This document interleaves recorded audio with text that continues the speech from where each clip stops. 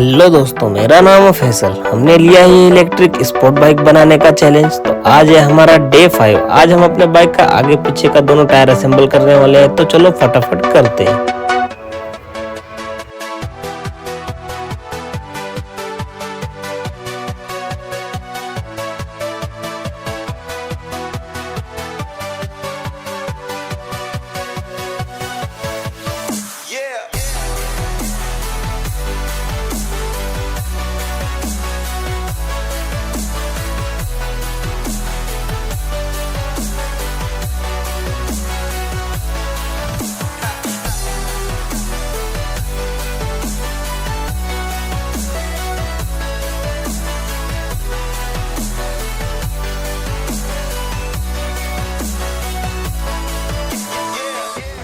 तो दोस्तों, हमने अपने बाइक का दोनों टायर असेंबल कर लिया है। दिखने में बिल्कुल परफेक्ट दिख रहा है। कल हम अपने बाइक का मोटर माउंटिंग सिस्टम बनाने वाले हैं। तो आज के लिए इतना ही, मिलते हैं नेक्स्ट वीडियो में।